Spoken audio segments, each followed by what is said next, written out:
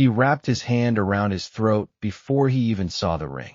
Then his eyes dropped to the curve of his belly, and everything in his face changed. "You're pregnant." It came out like an accusation, like 3 years of blame had just turned around and found him. If you've ever been made to feel broken by someone who refused to face the truth about himself, this story will hit somewhere deep. Because this isn't just about an Omega attacked in a Chicago cafe. It's about what happens when the life you rebuilt in silence stands face to face with the alpha who tried to destroy it. The cold coffee, the trembling breath, the wedding band catching light, the husband walking in 1 second too late to stay gentle. Stay with me to the end. Evan did not raise his voice. He did not need to. The whole cafe seemed to understand that before Graham Holloway did. 1 second Graham was breathing hard, his fingers still curled from where they had been around Evan's throat. The next he was pinned against cold stone, his expensive coat bunched in Dante Moretti's fist, his polished composure stripped down to something ugly and startled. Evan stood frozen for half a heartbeat, one hand braced on the edge of the table, the other flat against his stomach. The room swayed around him in fragments. A child crying near the front door, a spoon falling against porcelain, Enzo Moretti's cologne, warm and clean, as he moved quickly to his side. A taste of fear was still sharp at the back of his mouth. "Look at me," Enzo said softly. Evan did. Enzo's hands framed his face with practiced steadiness. He was a small man with silver threaded through dark hair and eyes that missed nothing. Even now, with strangers staring and panic hanging in the air, he carried himself like someone who had spent a lifetime remaining calm while other people shattered.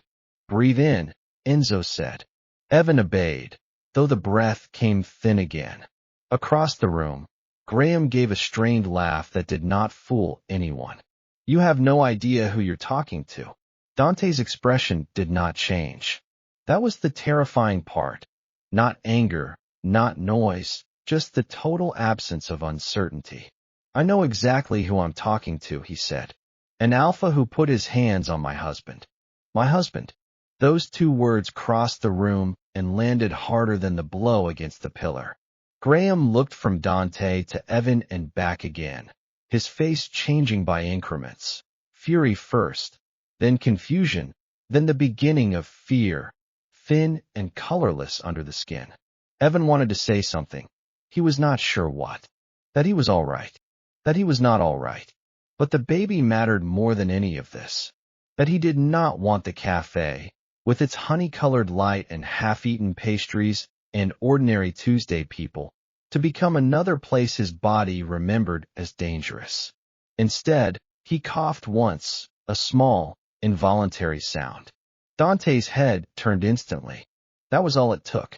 He released Graham with a shove that sent him stumbling backward into a chair. The chair skidded and crashed onto its side. Dante crossed to Evan in 2 steps, his eyes already scanning his neck, his face, the hand guarding his belly. "Are you hurt?"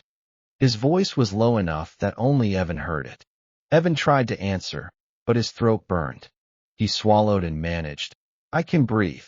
It was not really an answer. Dante touched his jaw with the back of his fingers, gentle enough to make something inside Evan's chest ache. He never crowded him when he was frightened, never assumed. Even now, he waited for Evan's eyes before moving closer. "Did he squeeze your neck?" Evan nodded once. The muscles along Dante's jaw tightened. Nothing else moved. "Call the car," he said over his shoulder. One of the men who had appeared at the cafe entrance as quietly as Winter stepped aside to make the call. Evan had not even noticed them come in. They were just there now. Dark coats, watchful faces, the kind of men who knew how to make a doorway belong to them. Graham straightened from the chair, trying to gather what dignity he had left. "This is insane. He was my Omega." Evan looked at him then, not with fear, not this time. "Was?" he said, with emphasis on the past tense. The word surprised even him. He felt it leave his mouth and understood in that instant that some part of him had changed more than he had realized. Graham stared at him as though the slap had come from Evan's hand instead of the sentence. Enzo slipped an arm around Evan's shoulders. "We're leaving." No one argued. Outside, Chicago had turned darker while they were inside. Rain glazed the sidewalks. Traffic moved in ribbons of red and white beneath the streetlights. The cold air hit Evan's skin and made his throat sting again. Dante kept one hand steady at his back as he guided him toward the black sedan waiting at the curb. The city looked exactly the same as it had an hour ago. That offended him. A man had nearly crushed the air out of him in public, and still taxis hissed past on wet pavement, and someone down the block laughed too loudly, and a delivery bike cut through a yellow light as if the world had not tilted. He got into the car. Enzo climbed in beside him. Dante took the seat across from them. For a few moments no one spoke. The silence was not empty. It was packed tight with held things. Evan could feel Dante watching him, not staring, assessing, counting breaths, noticing every swallow, every flinch, every place his fingers tightened over the wool of his cardigan. Finally Enzo asked, "The baby?" That question cracked the shell around Evan's composure. His hand spread wider over the roundness beneath his blouse. 5 months. Big enough now that there was no hiding him. Not that he had wanted to. Big enough that the thought of harm had weight and shape and teeth. "I don't know," Evan said. Dante leaned forward at once. "We're going to the clinic. It might be nothing. It might not." His tone was still calm, but that calm had edges. Evan closed his eyes and let his head rest back against the seat. The marks on his neck pulsed with his heartbeat. His body felt split between two times.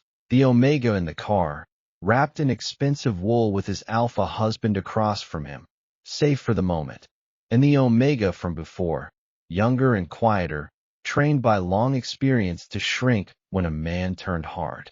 He hated how easily the old instincts had rushed back. Not because he thought healing should be graceful. His therapist had cured him of that fantasy months ago. But because terror had memory, and memory never asked permission before entering a room. The clinic in Streeterville occupied the 12th floor of a private medical building overlooking the lake. By the time they reached it, the rain had turned finer, almost invisible against the black glass towers downtown. A nurse was waiting when they stepped out of the elevator. Someone had called ahead. That was Dante's world. Doors opened before he reached them. Staff moved with unusual speed. Names were not repeated twice. Evan had once found all of that unsettling. Now he found it useful. The examination room smelled of antiseptic and freshly laundered sheets. Bright light pooled across polished metal instruments and white cabinets. The paper on the exam table crackled when he sat down. He hated that sound. It made every doctor's office feel temporary and exposed, as though human fear required its own disposable surface. Enzo stayed beside him until the doctor came in. Dante remained near the wall, his coat still on, hands in his pockets, all restraint and coiled tension.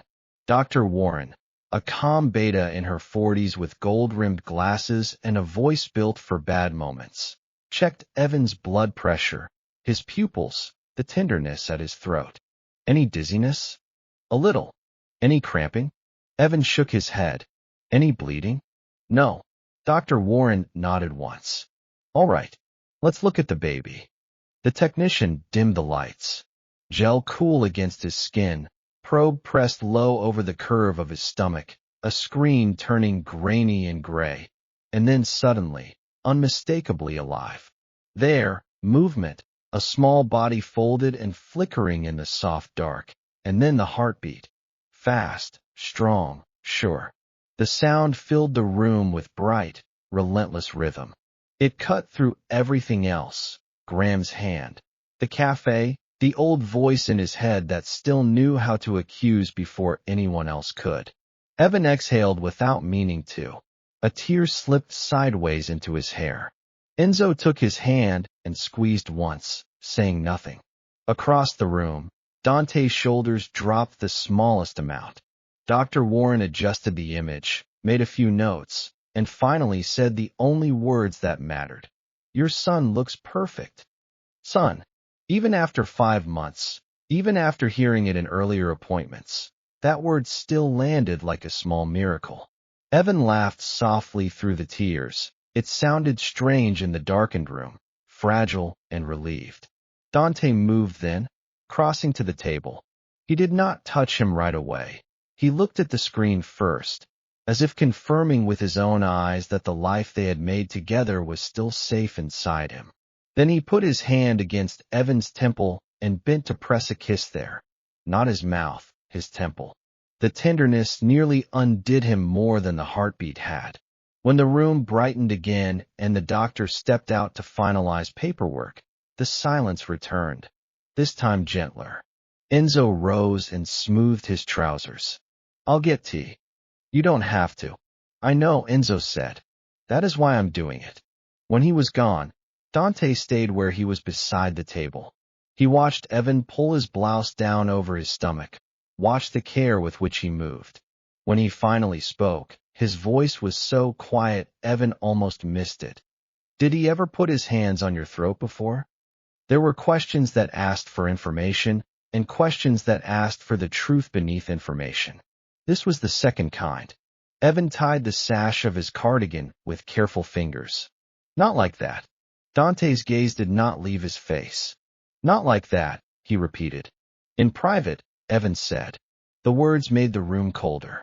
Dante looked down for a moment, not because he wanted to hide his reaction, but because he was choosing it.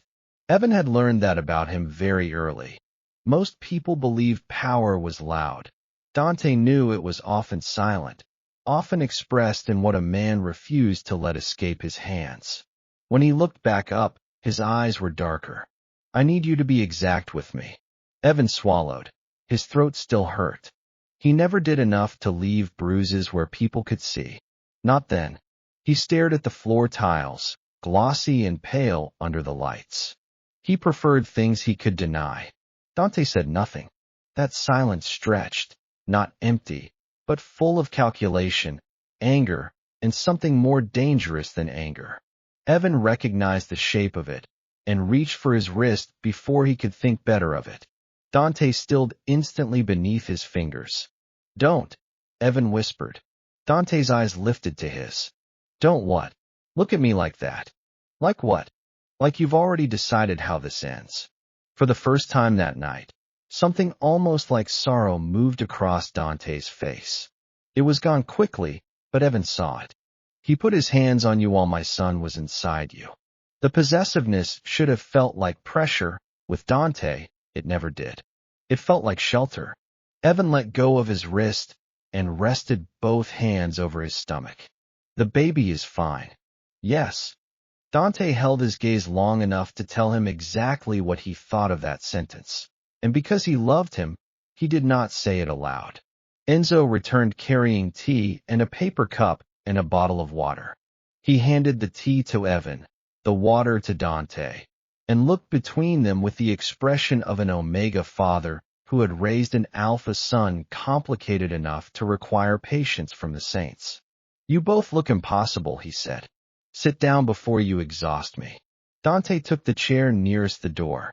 Enzo resumed his place beside Evan on the table. The older Omega touched the red marks along the side of Evan's neck with feather-light fingers.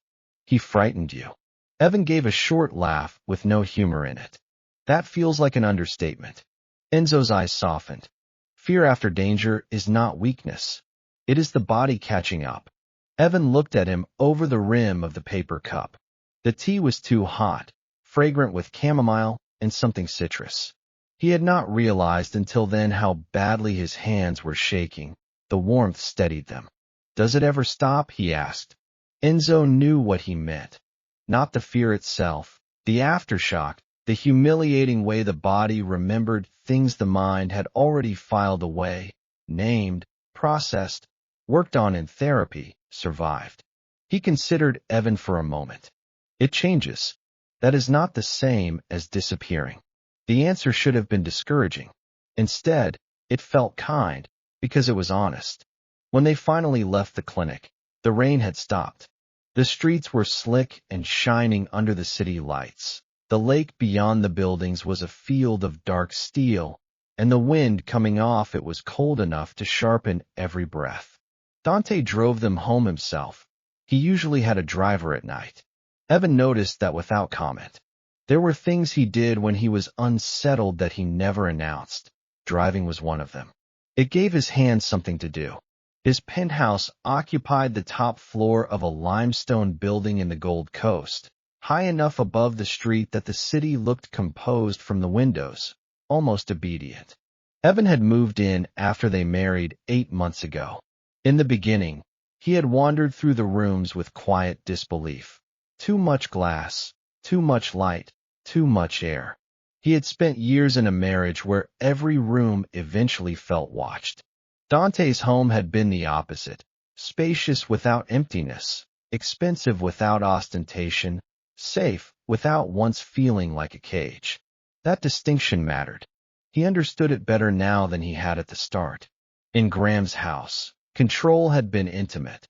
The way he stood too close when he wanted Evan uneasy, the way silence itself became punishment, the way every ordinary choice.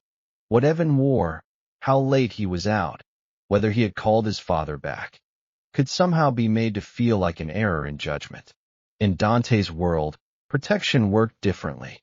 It did not narrow his life, it expanded the edges around it. He went where he wanted, worked when he wanted, kept his own name professionally, chose his own doctor, chose his own therapist. No one checked his phone, no one asked for proof of loyalty, no one made him explain why he needed space. And yet he was never unprotected. At the door downstairs, the night guard nodded to him by name. In the mornings, there was often a man leaning against a parked car with a coffee cup and the particular stillness of someone paid to notice what others missed. At first he had bristled at that. He had mistaken structure for surveillance because his history had trained him badly. But structure, he had learned, could be an act of love when it was placed around you rather than over you. Inside the apartment, Enzo made a soft sound of disapproval at the state of Evan's nerves and immediately disappeared into the kitchen. Cabinets opened, a kettle ran. This was evidently how the Moretti family faced crisis: quiet competence and hot beverages. Evan slipped off his shoes by the entryway and stood for a moment with one hand against the wall. Dante came up behind him. Dizzy, he touched his lower back, just enough to steady without steering. A little.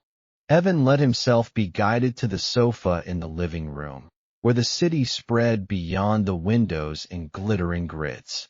The baby shifted suddenly beneath his ribs, a rolling movement that made him catch his breath. Dante was beside him immediately. What is it? Evan moved his hand to where the movement had been. He's moving. Some of the tension left Dante's face. Can I?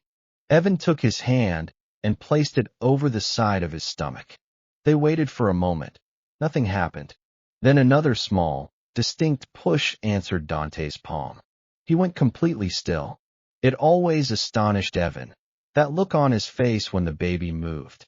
A man who carried power like a second skin, undone every single time by the proof that a child existed beneath his omega skin. He's fine, Evan whispered, and this time he meant both of them. Dante kept his hand where it was for one more moment, then looked at him. You need to rest. I know. You also need to eat. I know. He narrowed his eyes slightly. Do not become difficult just because you are frightened. Despite everything, that pulled a faint smile from Evan. I'm not difficult. From the kitchen, Enzo called.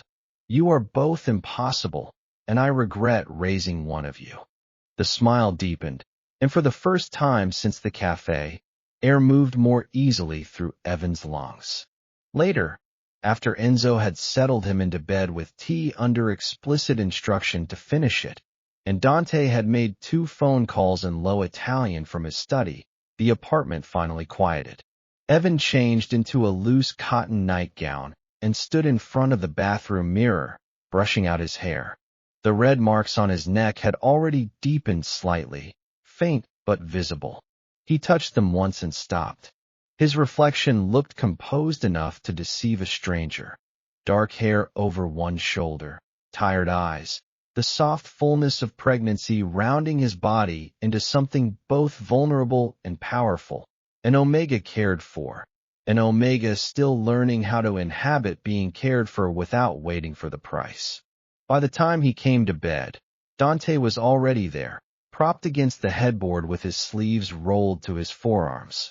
He had changed into black cotton and left the bedside lamp on low. A file lay closed on the table beside him. He had not opened it. His attention shifted to Evan the instant he entered. "Come here." Evan did. He pulled the covers back and waited until Evan settled beside him before reaching for the small jar of salve Enzo had left. "This will help. It's barely noticeable." His glance flicked to the side of Evan's throat. "That is not the standard I am working from." He dipped 2 fingers into the salve and touched Evan's skin with painful care.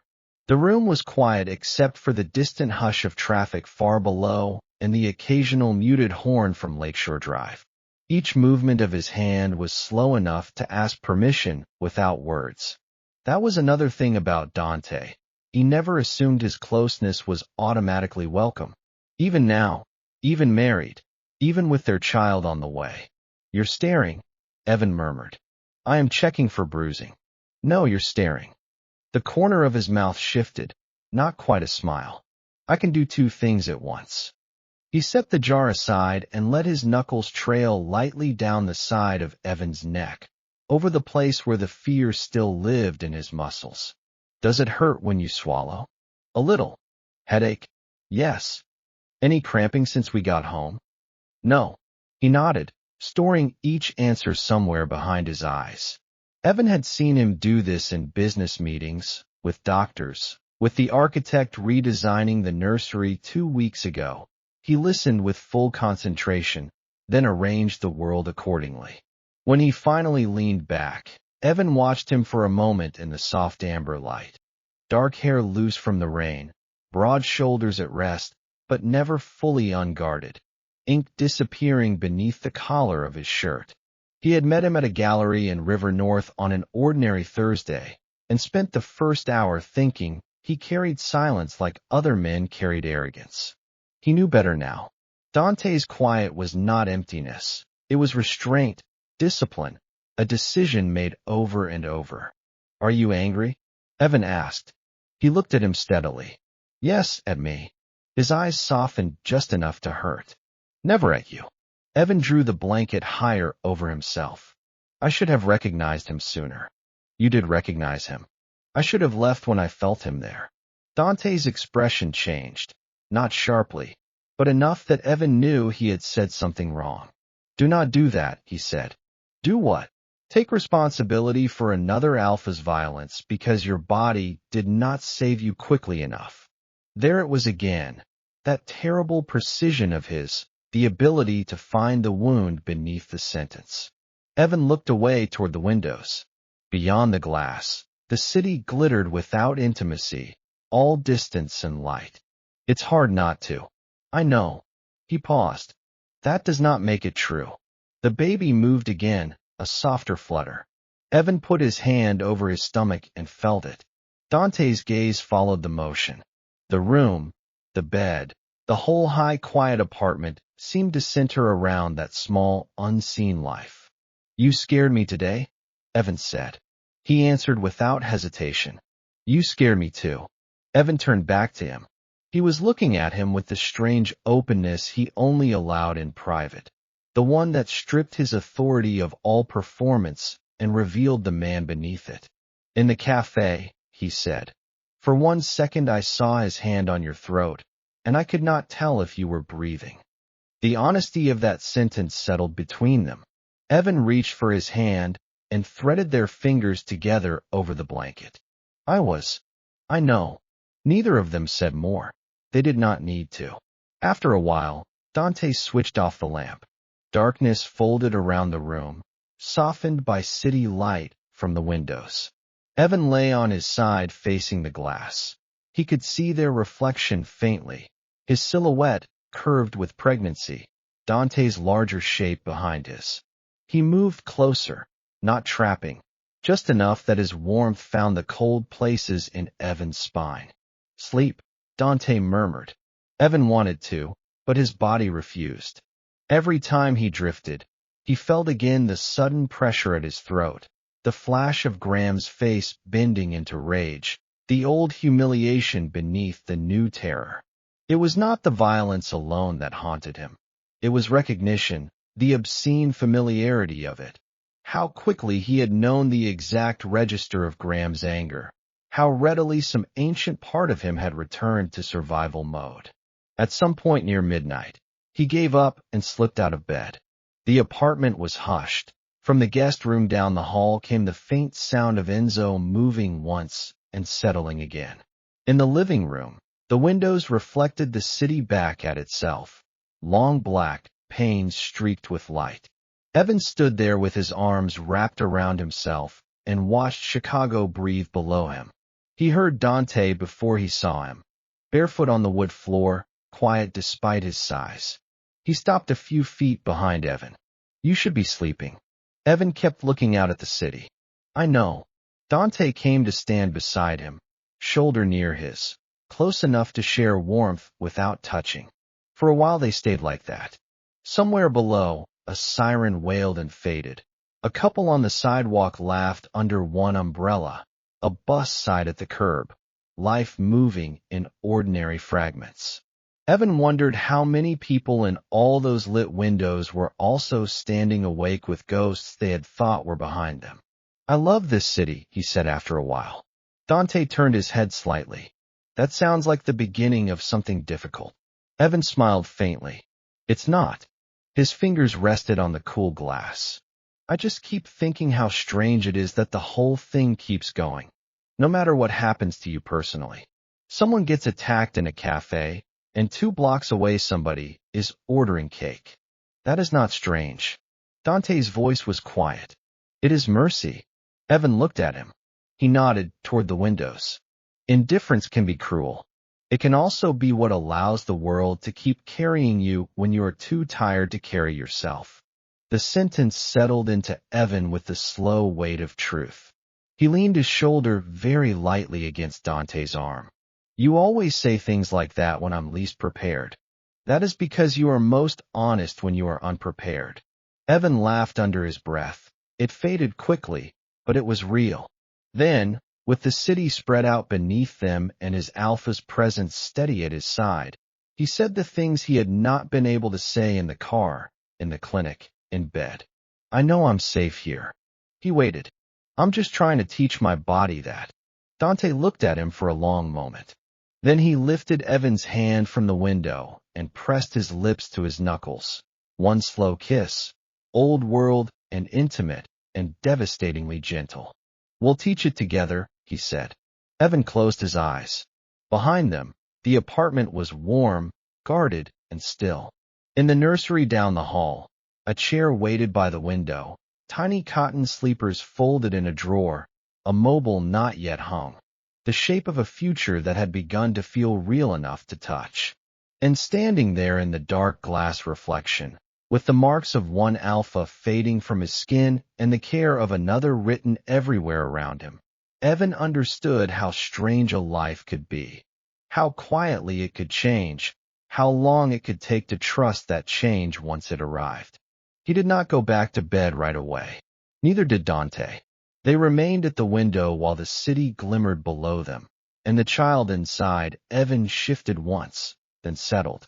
In that long midnight stillness, with Chicago holding its own council outside the glass, the truth of Graham Holloway began where it always had, long before the cafe. Evan had been 26 when he married him, young enough to mistake certainty for character and polished attention for safety. Graham knew how to play the part of an alpha worth building a future around. He sent flowers to his office without occasion, remembered the names of his coworkers, opened doors with one hand, and touched the small of his back with the other, like he had been raised inside a black and white movie. He wore navy suits that fit too well and smiled as though the world had been built to answer yes when he asked for something. Evan's father had liked him at first. His friends had called him impressive. Even Evan, who had always considered himself observant, had mistaken Graham's control for steadiness, because he was so careful about when and where he let the edges show. In the first year of marriage, they lived in a brownstone on the near north side with tall windows and a narrow kitchen that filled with evening light. Graham came home with expensive wine and stories from the office. Evan worked long days editing manuscripts for a mid-sized publishing house and still somehow believed that adulthood felt exactly like this. Two good coats by the door, shared groceries, an alpha husband who kissed his forehead while reading emails at the counter. When they started trying for a baby in the second year, the hope between them felt almost holy in its simplicity. At first it was easy to believe in time, easy to say next month with a smile and mean it. Evan downloaded an app to track his cycle. Graham joked about learning a new language every time he talked about ovulation windows and basal temperature. They bought vitamins, switched coffee brands, began treating the future like something already leaning toward them. For a while, wanting itself felt intimate. Then the months kept passing. The app stopped feeling cute. The vitamins became routine. Sex shifted from spontaneous to scheduled in a way neither of them knew how to discuss without embarrassment. Every time his heat came, Evan would sit on the bathroom floor for a minute or two with his elbows on his knees, breathing through the same quiet disappointment and telling himself not yet did not mean never. The first doctor they saw was reassuring. Blood work, hormone panels, basic scans. Everything came back normal. "You look healthy," Dr. Levin had told him with a professional smile. "I'd like to test your husband as well, just to get the full picture." Graham had not even looked up from his phone. "There's no need." Dr. Levin's smile thinned by half a degree. "I recommend it for all couples after this long. Male factor infertility is more common than people think." Graham finally lifted his eyes, and Evan remembered even now the chill that touched the room then. Not a blow-up, not open rudeness, just the cold, clipped politeness of an alpha who had decided he was being insulted. "I'm fine," he said. "We can focus on him." On him. As though Evan were a file on the table instead of his omega. In the car afterward, Evan tried to keep his voice light. "It's just a test."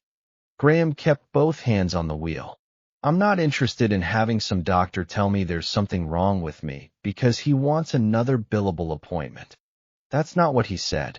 That's what he meant. Evan let it go the first time. Because marriage, he had been taught, required patience. Because alphas and pride in doctors had always been a combustible combination.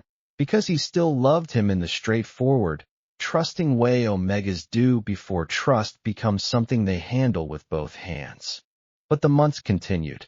More appointments, more questions, more of Evan in waiting rooms under fluorescent lights, giving blood, giving urine samples, answering intimate questions in a paper gown while Graham waited in the car because clinics made him uncomfortable. Every test on Evan came back normal. Every next step required Graham's participation. Every time he refused. At first it was defensive, then dismissive, eventually something sharper. One night, Evan brought it up over dinner, gently, carefully, after an evening that had otherwise gone well. Graham had been in a good mood. They had ordered from the Italian place 2 blocks away. A baseball game murmured on television in the next room. Dr. Levin called again. "He wants to rerun my labs in 6 months, but he really thinks we should test you first." Graham set down his fork and looked at him with flat disbelief.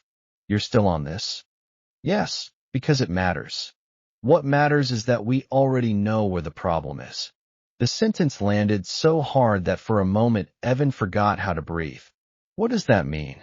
Graham gave a short, humorless smile. "Come on, Evan. You've been trying for over a year. That does not mean the problem is me. Then why are all the tests being run on you?" He refused to answer. Evan should have recognized then the strategy beneath the irritation. If Graham refused the test long enough, The absence of information itself would start to feel like evidence against Evan. He did not need proof. He only needed Evan to get tired first. Cruelty did not arrive in one clean event. It accumulated. A comment while Evan brushed his teeth. Maybe you should stop drinking wine altogether. I'm sure that can't help. A remark in the grocery aisle.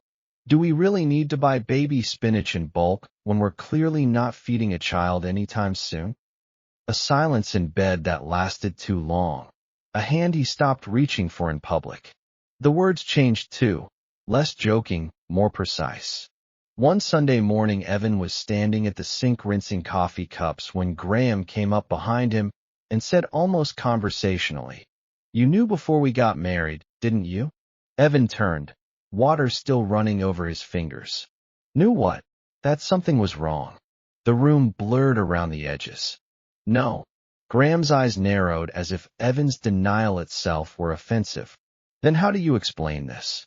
There was no good answer to a question framed like an indictment. Only surrender, anger, or tears.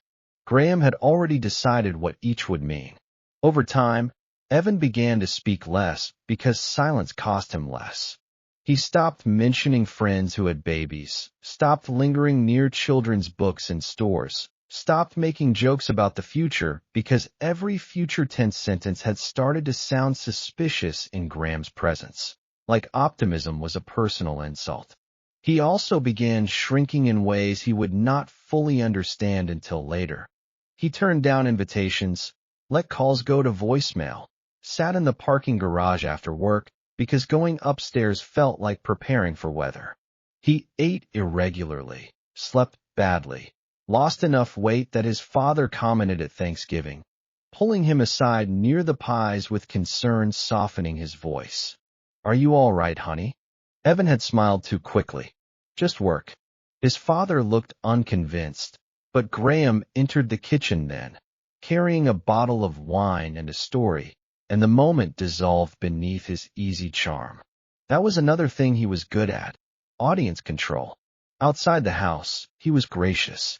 In public, he touched Evan's shoulder lightly and asked if he wanted another drink. He remembered birthdays, donated to hospital galas, knew how to make older Omegas laugh without crossing into performance. When people looked at them, they saw a handsome, successful alpha/beta couple under temporary strain. They did not see the rot. Rot was private. The worst evening came in winter. Snow had started falling just before sunset, thick and silent outside the windows. Evan had come home from another appointment with a specialist and found Graham in the den, tie loosened, whiskey in hand. He had spent the day hearing once again that his results were normal, that they still needed Graham, that there were limits to what medicine could explain if one half of the equation refused to appear. He stood in the doorway holding his gloves. "Please," he said, too tired for strategy. "Please just do the test." Graham did not answer immediately. He took a sip of whiskey and watched him over the rim of the glass. Then he said, "I think you like this." The room went hollow. "What?" He set the glass down.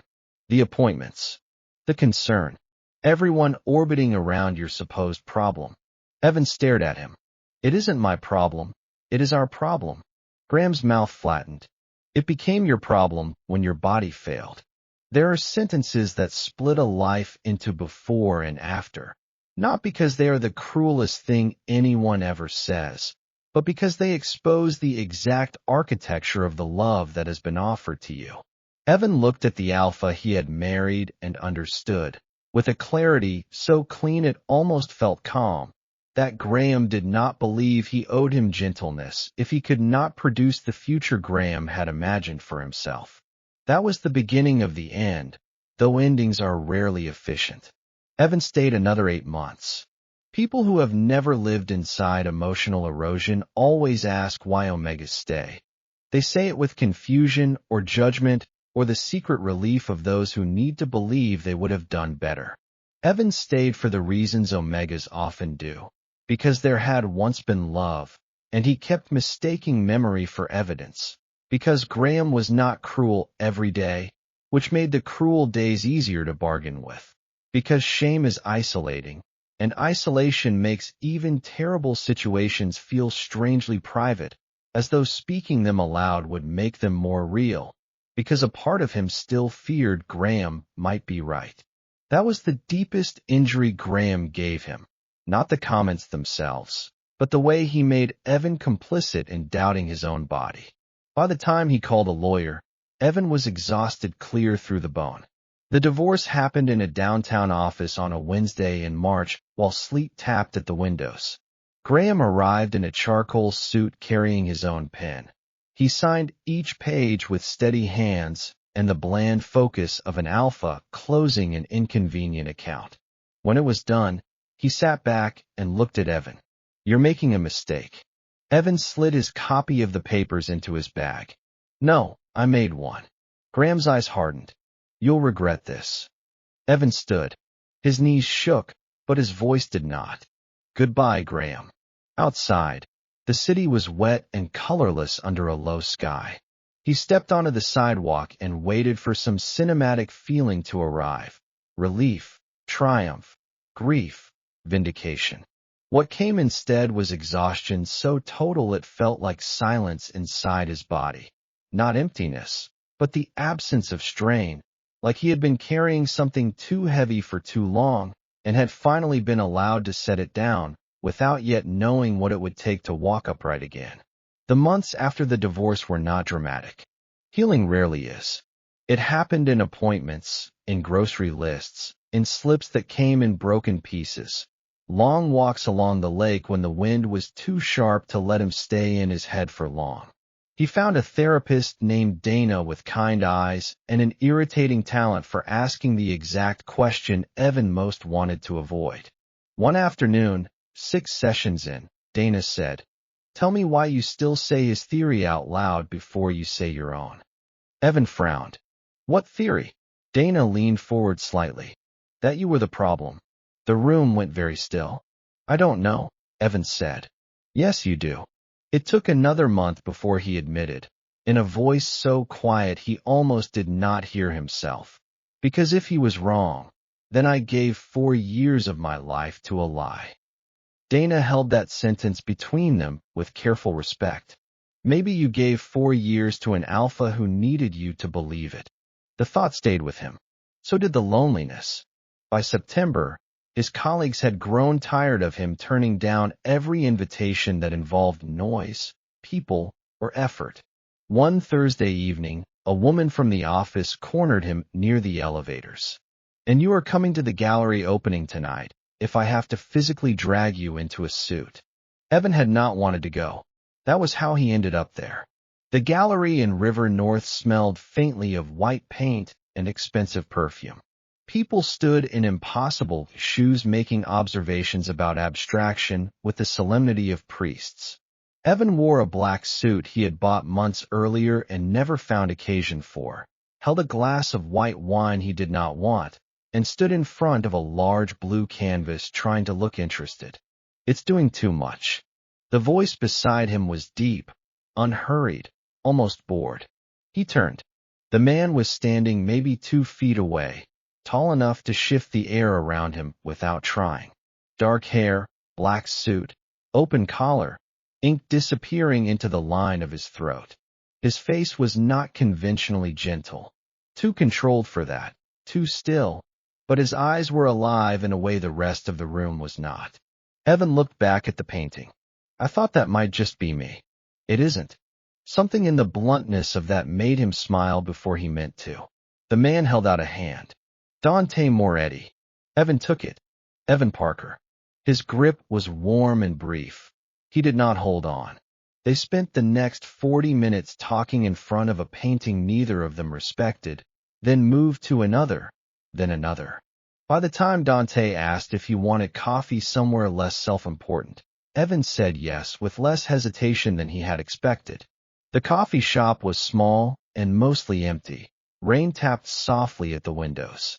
Dante ordered an espresso and black coffee for Evan because, as he said after one glance at the bottle of sweetener Evan ignored near the register, "You seem like someone who likes things honest." It should have annoyed him. Instead, he laughed. The strangest part was not that Dante was attractive, it was that Evan did not feel required to perform around him. No monitoring, no internal calculations about how much to reveal or whether he was speaking too long. Dante listened in a way that altered the room, not waiting to reply, but receiving. When he asked about work, he listened. When Evan mentioned books, he asked which one stayed with him and why. When Evan said he was divorced, his expression did not flicker with either pity or curiosity sharpened into gossip. He simply nodded once, as if accepting a fact Evan had every right to place on the table without explanation. They met again the next week, then the week after that. By the fourth date, they were in a small Italian restaurant where the owner greeted Dante like a favored nephew and sent over anchovy toast they had not ordered. Candlelight softened the edges of the room. Outside, the city shone dark and wet. Evan had not intended to tell him everything, but safety has its own gravity. Sometimes it pulls the truth out of you before you have prepared the speech. He told him about the appointments, the tests, Graham's refusal, the slow shift from impatience to contempt, the words Graham used, the sentence in the den, the divorce papers, the part he hated admitting most, that some part of him still felt marked by what Graham had believed about him. Dante did not interrupt. When Evan finished, he set down his glass and asked only one question. He never got tested? It was not a question, after all. He looked at him for a long moment, dark eyes steady on his face, then said, "So you carried his fear as if it were your diagnosis." Evan felt something inside his chest turn over. That sounds very clean when you say it. It is clean. Dante's voice stayed even. Cruel, cowardly, but clean. Evan laughed softly and looked down at the tablecloth because the alternative was crying in public, and he had not done that in front of another person in a very long time. When he looked up again, Dante was still there, not reaching for him, not fixing, just there. "If you can't have children," he said, "there are still 1,000 ways to build a family. And if you can, then all this means is that you were married to the wrong alpha." The sentence struck so directly that Evan had to breathe around it. No one had ever framed it that way before. Not his friends with their careful sympathy, not Dana with her good questions, not even his father who loved him but still seemed to hover around the subject as if language itself might bruise. You were married to the wrong alpha. Not you are defective. Not this is tragic. Not maybe one day. Just truth spoken plainly and handed to him without drama. That was the night something in him began to trust Dante. Not his power. Evan knew enough by then to sense that the world tilted around him in ways he did not yet understand. It showed up in restaurant owners who appeared too quickly, in men near doors who watched rooms without seeming to, in the fact that Dante never once scanned a bill before paying it. No, it was not the power that won him. It was the steadiness, the refusal to make him feel like damaged goods requiring special handling. By the time winter came, Evan had stopped waiting for the version of Dante that would eventually diminish him to appear. It did not. He was careful with him, but never condescending. Protective, but never possessive in the small, humiliating ways Evan had learned to fear.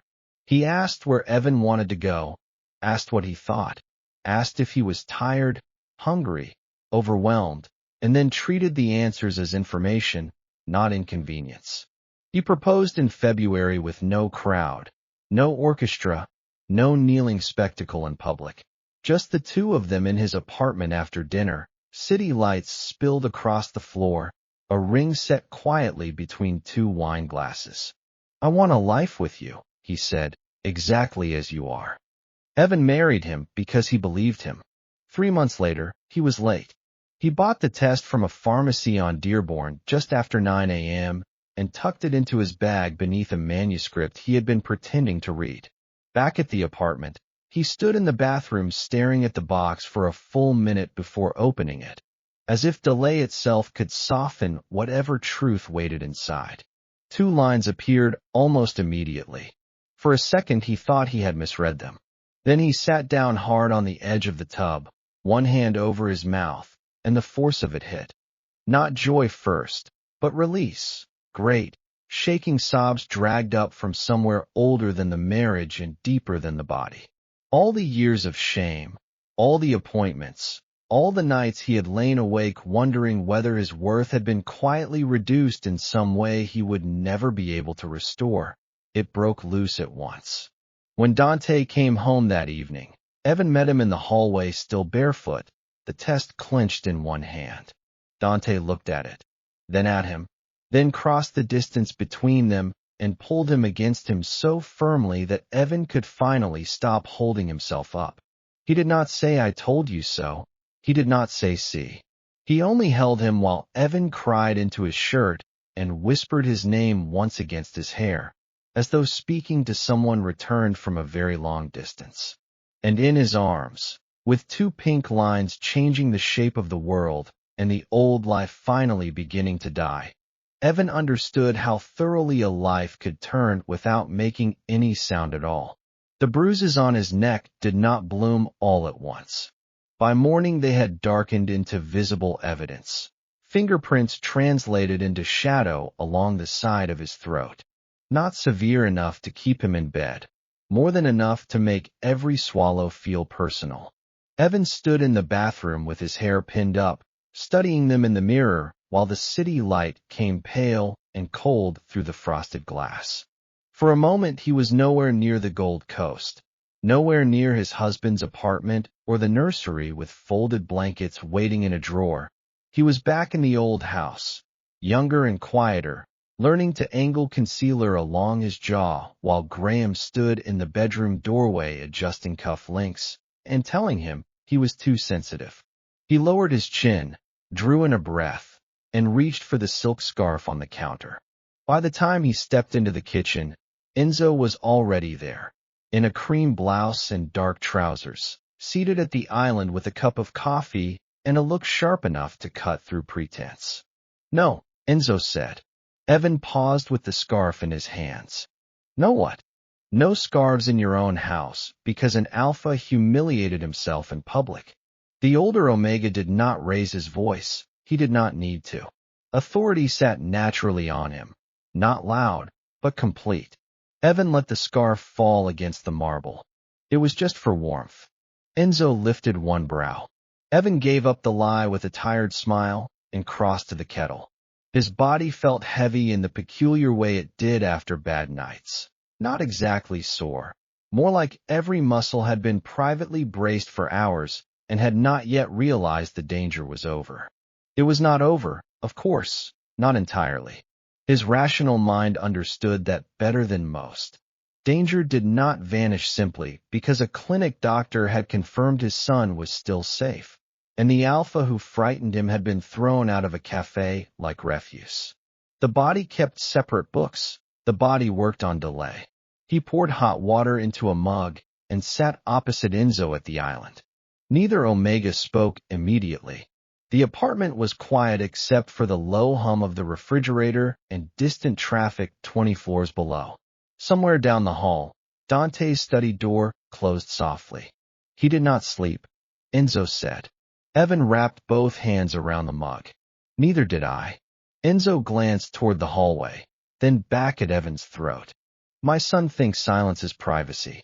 He forgets doors are not magic." There was dry affection in the sentence. Evan smiled faintly. Enzo washed him over the rim of his cup.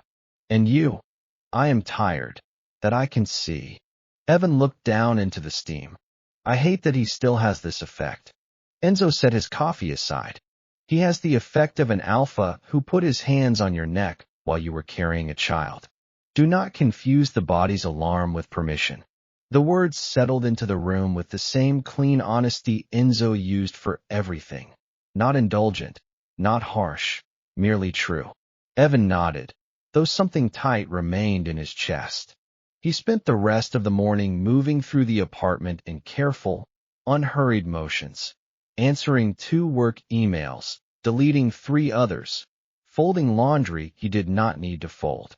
Every ordinary task felt faintly unreal. as if he were rehearsing normal life rather than inhabiting it. The baby moved around noon, one firm push beneath his ribs while he stood by the window with a glass of water. He pressed his palm there and closed his eyes.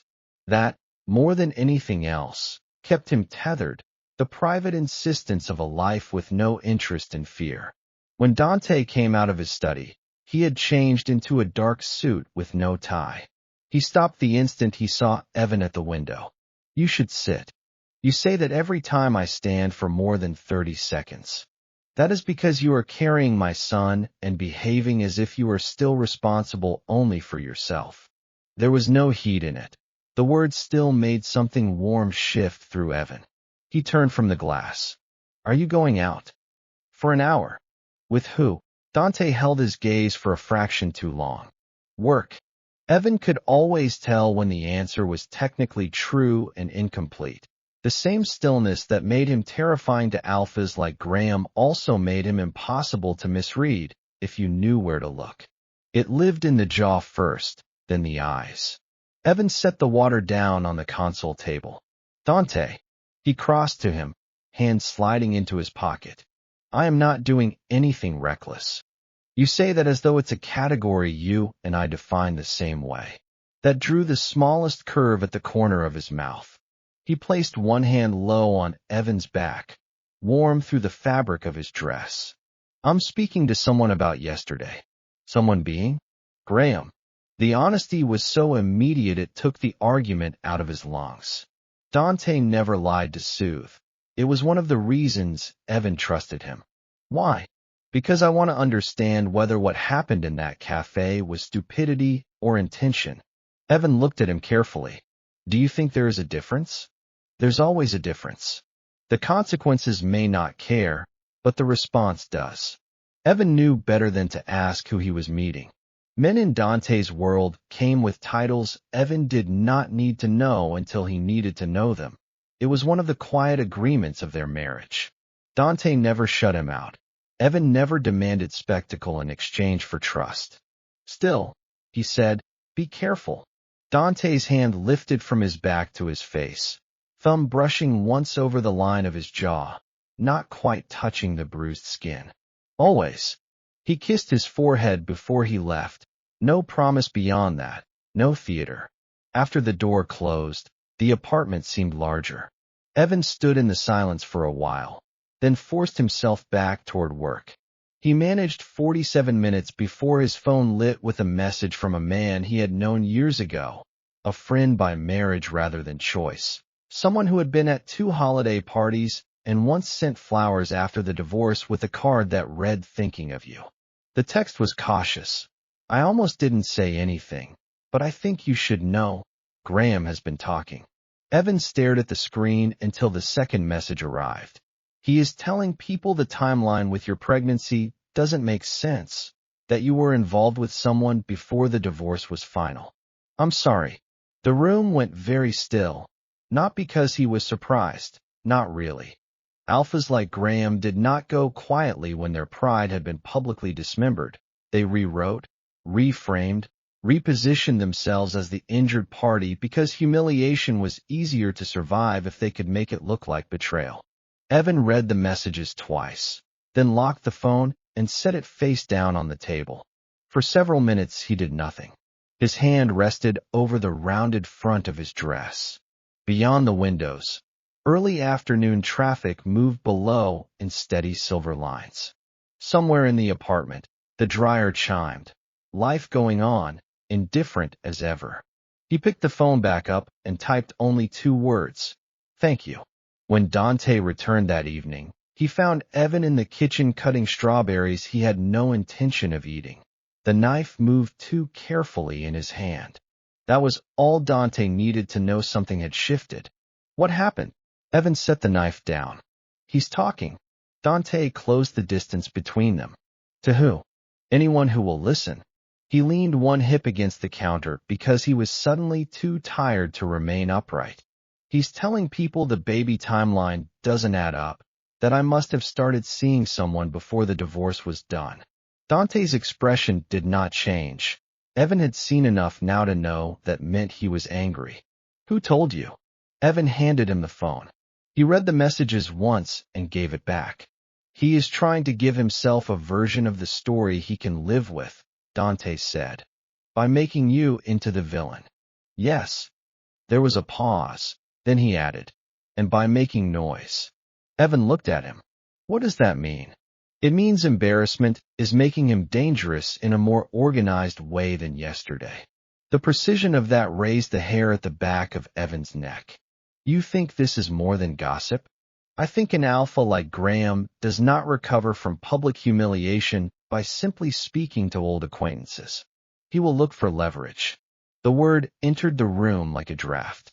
Evan folded his arms across himself, then quickly let them fall when he realized the gesture tightened his throat. Leverage, how? Dante did not answer immediately. He reached for the strawberries instead, setting the knife farther from Evan's hand and placing the cutting board aside, as if making space on the counter would make the conversation easier to bear. I do not know yet, he said. That is what I'm trying to determine. He did not say, do not worry. He knew better. Worry did not respond to commands any more than grief did. That night, Evan slept for an hour and a half in fragments. Every small sound seemed to arrive through his body before his ears. A car door slamming on the street below, the elevator stopping on their floor, pipes shifting somewhere in the walls. Each time he woke, his hand was already on his stomach. By the third morning, routine had become theater. He answered emails, took calls, sat through a virtual meeting with a client in Boston, and retained almost none of it. The tension at the base of his skull had settled into something constant. His bruises were fading, yellow now at the edges, but he could still feel Graham's hand in phantom pressure every time he buttoned a blouse too high. Dante noticed everything. He did not comment when a different car began taking Evan to appointments. He did not mention the alpha who now occupied a table in the lobby every afternoon with a newspaper and untouched coffee. He did not ask how often Evan checked the locks before bed. He simply adjusted the architecture around him until the world held a little firmer. On Thursday, Evan went to the publishing agency's downtown office for the first time in weeks. His contract only required occasional in-person meetings, but he had refused to become housebound because of Graham Holloway. That mattered to him more than comfort. The office occupied part of an old building in the Loop, all restored brick and glass, conference rooms that tried a little too hard to look effortless. By noon he had reviewed cover copy, approved 2 edits, and nearly succeeded in feeling normal.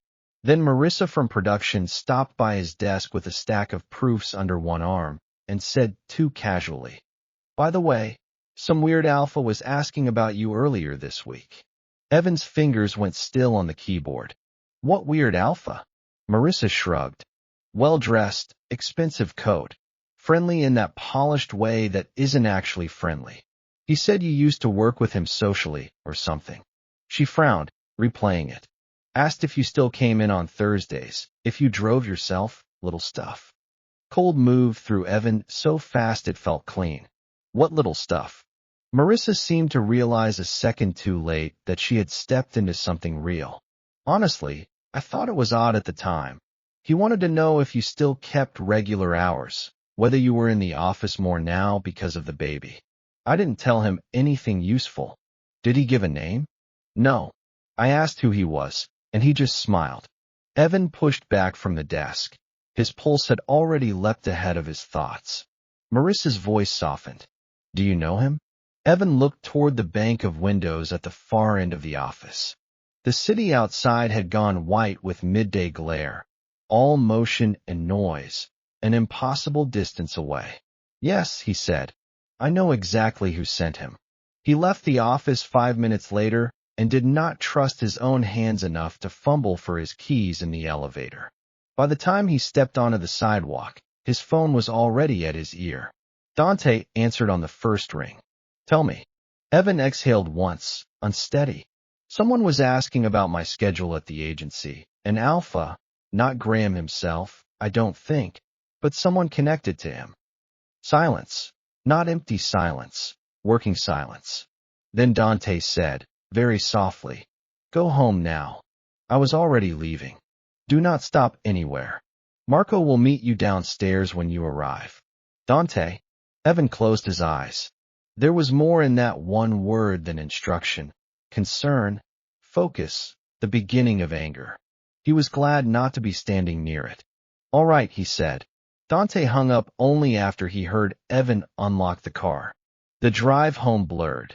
Every black sedan looked suspicious in the rearview mirror. Every red light felt insulting. His own body was a room full of alarms he could not switch off. By the time the doorman opened the building entrance for him, Marco was already there, broad-shouldered and expressionless in a dark coat. He did not ask questions. He simply fell into step beside Evan all the way to the elevator and remained there until his front door closed behind him. Dante came home early. That alone told Evan the situation had changed. He entered the apartment with the peculiar stillness he wore when he had moved from concern into decision. He loosened neither cuff nor collar. He set his phone on the kitchen island without checking it and looked at Evan across the room. "I need you to tell me exactly what your coworker said." Evan repeated the conversation word for word while Dante listened without interruption, one hand flat on the marble, head slightly bent, as if aligning each detail against information Evan did not yet have. When he finished, Dante nodded once. Then he said, "Graham has debt." The sentence was so abrupt it took a second to land. "What kind?" "Gambling. Private games. Loans taken from alphas who do not use courts to collect." Evan stared at him. "How much?" Dante named a number that made Evan sit down without deciding to. For a moment, all he could see was Graham in his immaculate suits, his cuff links, his careful hair, the expensive bottles of whiskey in his study, the performative certainty, the outrage at being asked for a fertility test, all of it rearranged under this new light. He hid that the whole time? Yes. Evan looked down at his hands. They were trembling. And now, Dante moved around the island and sat across from him. Now he is reaching sideways, into circles that overlap with mine. Not directly, not in a way that would be called formal, but enough. The apartment seemed suddenly too quiet. What does he want? Dante's jaw hardened. He wants leverage, something he can trade. A terrible understanding spread through Evan in slow, cold lines. Me? You? The pregnancy? Your name? My name? Whatever he thinks can be converted into value. Evan pressed both palms to his stomach. Not from panic now, but from something fiercer, more deliberate. The child beneath him moved once, a small, insistent shift. He held on to that sensation like a rope. He came to the cafe on purpose. Not just because he happened to see me. No. The room tilted in a way nothing physical had.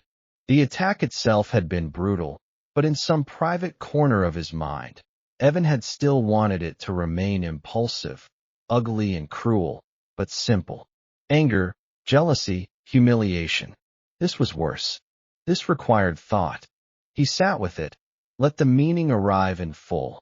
Graham had not simply exploded because he saw Evan pregnant. He had gone there carrying debts, shame, and an idea. He had put his hands on a pregnant Omega because, in his mind, Evan was not a person at all, only a point of pressure he could still apply to the world. Dante watched him carefully. "You do not have to say anything tonight."